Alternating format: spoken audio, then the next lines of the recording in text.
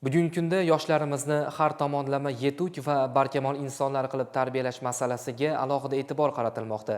Soha rahbarlari tomonidan joylarda yigit va qizlar ishtirokida uchrashuv va davra suhbatlari o'tkazilib kelinayotganligi ularning muammolarini o'z joyida hal etishga xizmat qilmoqda. Xonobod shahridagi harbiy qismda o'tkazilgan rahbar va yoshlar uchrashuvidan muxbirimiz xabar qiladi.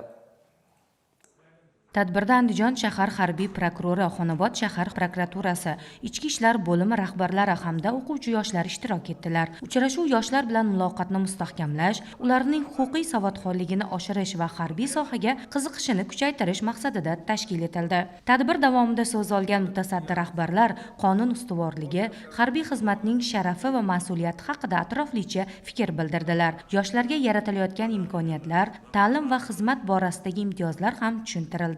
Uchrashuv davomida o'quvchilar o'zlarining qiziqtirgan savollariga javoblar oldilar. Mana bugun harbiy qismimizda rahbar va yoshlar uchrashuvi o'tkazildi. Bu uchrashuvda asosan o'taliqqa olingan yoshlar muammosi o'rganib chiqildi. Uchrashuv davomida yoshlarga giyohvandlik, qolaversa har xil turdagi oqimlarga kirib ketmaslik to'g'risida tushuntirish ishlari olib borildi. Bu uchrashuv yoshlarda katta qiziqish uyg'otdi. Shundan so'ng sayyor qabul tashkil etildi. Unda o'quvchilar, harbiy xizmatchilar va ularning oila a'zolari o'z muammo va takliflari bilan bevosita rahbarlarga murojaat qildilar. Har bir murojaat alohida tinglanib, tegishli tartibda hal etish bo'yicha mas'ullarga yo'naltirildi. Ayrim masalalar joyida hal qilindi. O'tkazilgan sayyor qabulda harbiy xizmatchilarning muammosi va o'taliqqa olingan yoshlarning muammolari ko'rib chiqildi. Muammolar joyida hal etildi. Muddat talab etiladigan muammolar atroflicha o'rganib kelib hal etish masalalari ko'rib chiqildi.